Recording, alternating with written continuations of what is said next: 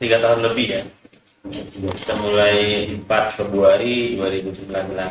2019. Sebelumnya di mana?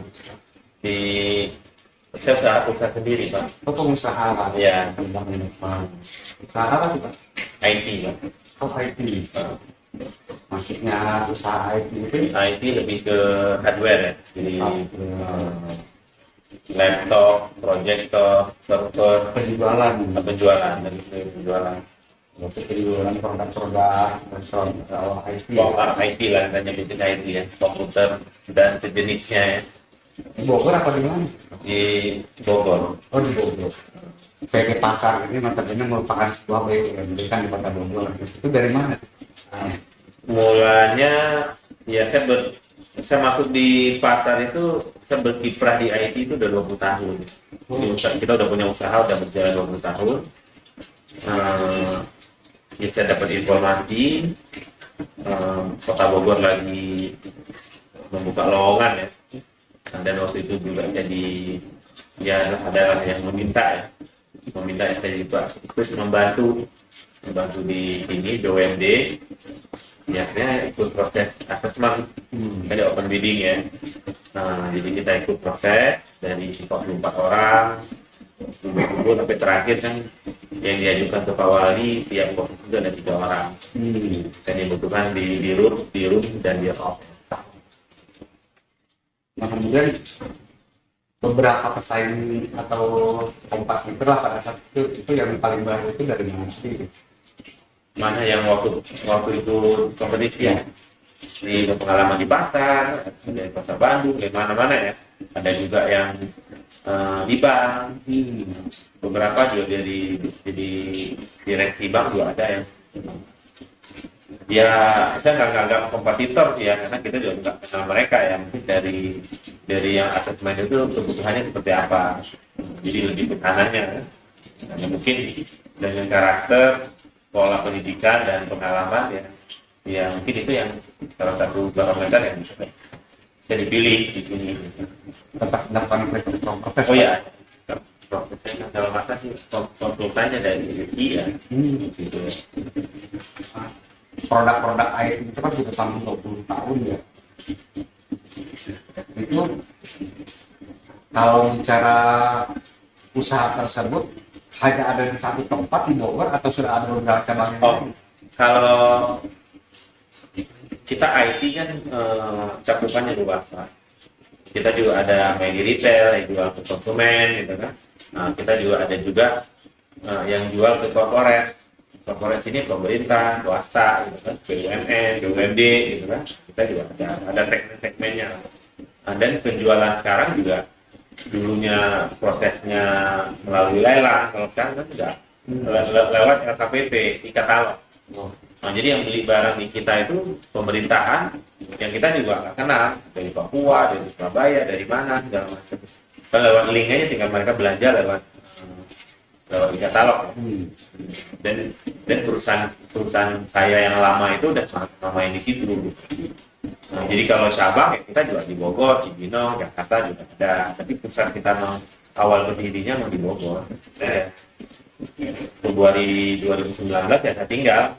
Kan saya nggak harus mengundurkan diri dari, nggak boleh pegang jabatan direksi, komisaris saja nggak boleh. Jadi saya hanya pemegang saham aja di perusahaan. Nah, karena itu siapa? Oh, ada tim kan perusahaan saya udah lama dan memang sistemnya udah alhamdulillah udah berjalan lebih baik lah. Jadi sistem ya segala segi ya udah berjalan baik. Dan sekitar 8 tahun sebelum saya juga pindah ke pasar, bisnis saya ini juga udah mulai sehat ya. Jadi saya juga udah bisa aktif di organisasi. Kan saya memang sebelum ke pasar juga aktif pernah jadi ketua HIPMI, aktif di Kadin, saya juga sekjen nasional Apkomindo, gitu kan. Beberapa organisasi lain. Dan jadi memang selain memang bantu di usaha ya, aktivitas hariannya di organisasi. Nah, kalau melihat figur Bapak ini kan masih kelihatan sangat muda dan fresh Pak, misalnya. Usia Bapak sekarang berapa? Pak usia 47 ya. Karena Nah, anak 4. Nah, untuk keluarga sendiri menurut Bapak sangat penting ya perannya dalam merintiskan sebuah usaha, kemudian dalam posisi Bapak sekarang sebagai salah satu pejabat di Perumda. ya, ya sangat penting Pak, karena ya saya di bisnis saya yang lama ataupun saya di pasar nggak mungkin kita juga bisa kuat, bisa tegak kalau nggak ada dukungan keluarga dalam segala aspek. Ya kalau misalnya nggak ada dukungan, ya saya sekarang kadang-kadang kan di hari-hari kerja totalitas kan. Sekarang kita bisa jual 24 jam di kantor. Nah, jadi bisa saat yang penting kualitas keluarga tetap juga penting, ya. Dan bagian kita bekerja juga penting. Jadi gimana kita mengatur waktu. Jika misalnya ada waktu apakah di Sabtu, apakah di Minggu, ya itu benar-benar totalitas buat waktunya memang dipergunakan buat keluarga. Ataupun di pagi hari belum berangkat, saya lebih manfaatkan misalnya kalau malam udah pasti susah, karena pasti biasanya pulang itu sudah malam gitu kan. Nah, jadi optimalkan di waktu pagi. Jadi interaksi dengan anak yang dari subuh sampai saya bisa berangkat kantor jam 8 atau jam 7 gitu kan, atau jam 6 kadang-kadang. Jadi waktu yang ada ya dioptimalkan. Apalagi anak-anak saya kan masih kecil ya, jadi butuh kewajiban kita kan, mendampingi mereka, membimbing mereka. Ya, di Bogor ini sendiri daerah mana Pak yang kira-kira pasar ini sangat-sangat ini dan banyak perbaikan? Oh, ada 14. Sebagian besar pasar kita memang pasar tua, pasar peninggalan dulu pemerintah kerjasama dengan pihak ketiga, kata-kata dari atas 30 tahun. Nah memang kita tahun ini totalitas akan revitalisasi. Jadi kita akan membangun kembali pasar yang sudah ada ini. Jadi target kita tahun ini mungkin sekitar 4 pasar, sebenarnya di tahun depan total ada 9 pasar yang akan kita revitalisasi. Tantangan atau kendala yang Bapak hadapi pada saat menjabat sebagai pimpinan dari pasar ini yang sudah terutama di lapangan. Yang merubah sistem Pak ya. Jadi misalnya saya pertama yang membenahkan di internal, bagaimana sistem yang sudah mulai berjalan yang sebelumnya kita ingin semuanya berubah jauh ke lebih baik, perusahaan sehat, PAD bagus ke daerah dan kesejahteraan karyawan yang meningkat. Dan itu yang menjalankan itu dari sisi internal itu kita bedah di awal dan berbenah ya, alhamdulillah sekarang belum sempurna tapi sudah jauh lebih baik. Terus yang kedua melakukan perbenahan di pasar. Di pasar itu kan melibatkan apa? Kita sebagai pengelola, pedagang sebagai mitra kita kan, dan masyarakat sebagai pembeli. Dan ini 3 hal, bagaimana pedagang untung, masyarakat juga nyaman berbelanja, kita juga mendapatkan sesuatu dalam pengelolaan. Dan kami dapat uang dari mana? Dari pengelolaan. Jadi 3 bagian ini yang punya peran yang paling mendukung. Nah, bagaimana kita membuat pasar udah tua sebelum kita revitalisasi, kan berarti butuh anggaran juga perbaikan. Nah, kita juga nggak mungkin melakukan perbaikan jor-joran karena anggaran kita juga terbatas. Nah, jadi ini yang kita mainkan kan, sisi kebersihan juga dapat, keamanan dapat, jadi masyarakat juga berbelanja di pasar. Nah, sisi pedagang dengan banyak yang berbelanja kan mereka juga happy, mereka juga dapat untung kan. Nah, dia dapat untung, pembayaran ke kami juga nggak sulit. Nah, bayar apa? Servis charge-nya, ya keamanan, kebersihan, ketertiban, bla bla bla lain-lain kan, listrik, air, mereka juga lancar bayar. Bisa mereka lancar bayar, kami juga lebih baik apa kami nggak kesulitan dan membayar listrik ini dan lain-lain kan. Dan kadang kita jadi selisihnya.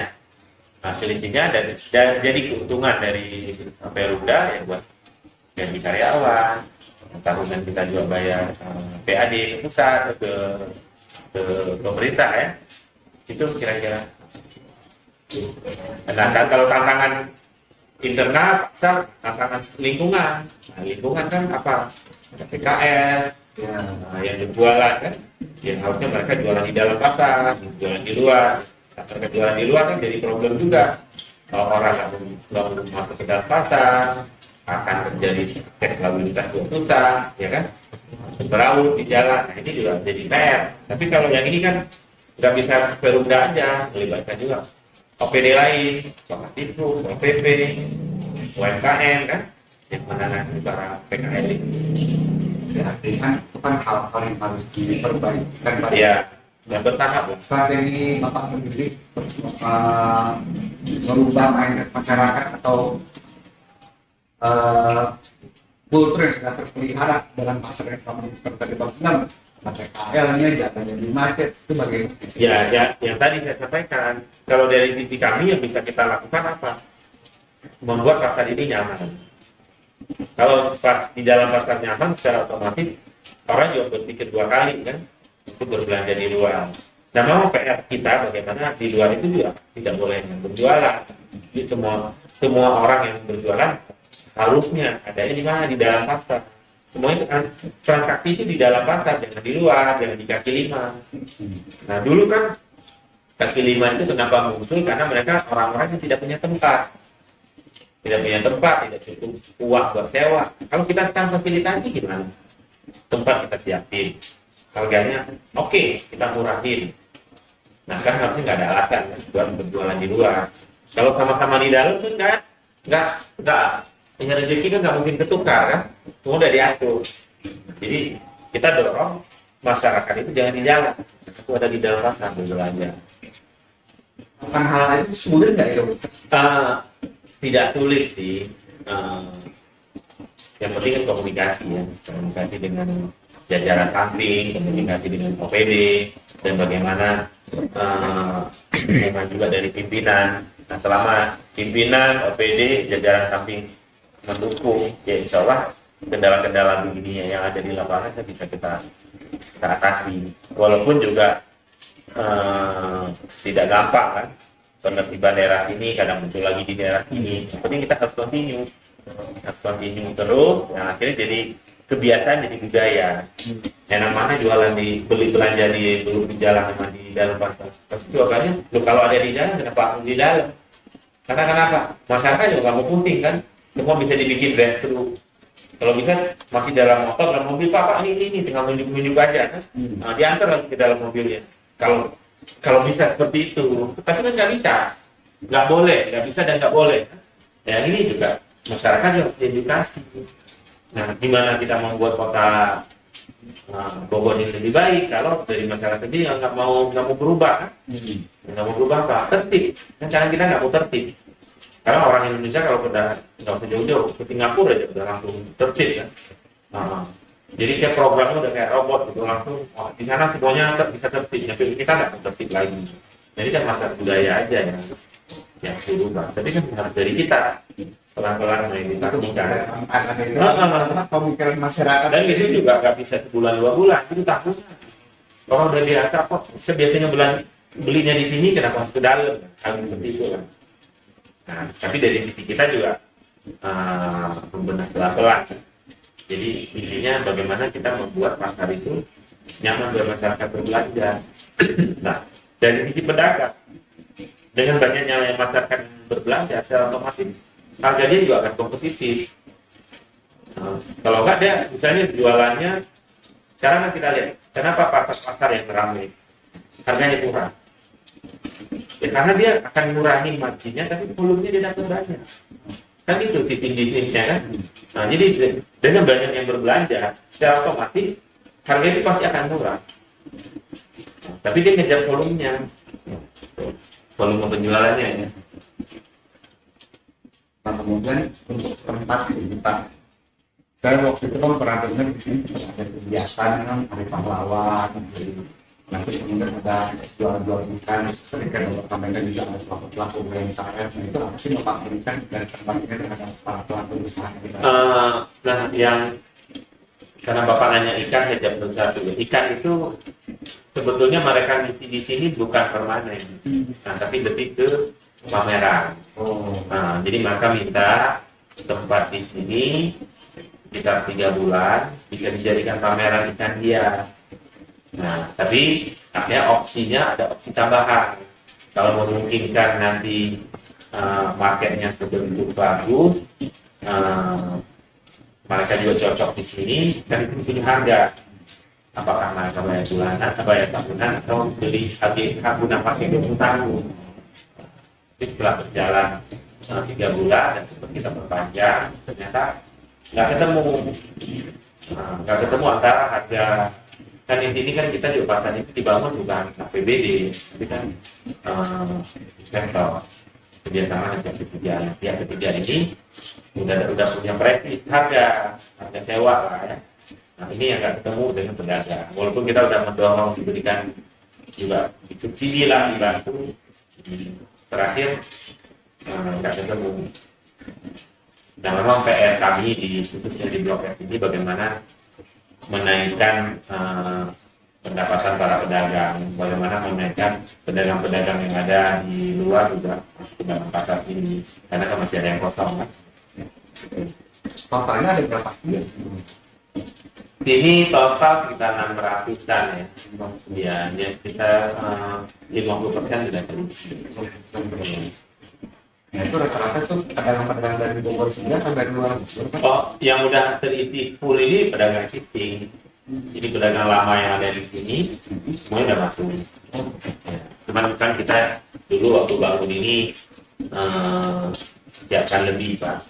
Jadi kebutuhan misalnya 200, kita nyiapkan banyak kan, tujuannya yang buat mengakomodir yang di luar-luar ya semuanya masuk dalam pasar. Fasilitas masyarakat begitu bagian lah. Ya.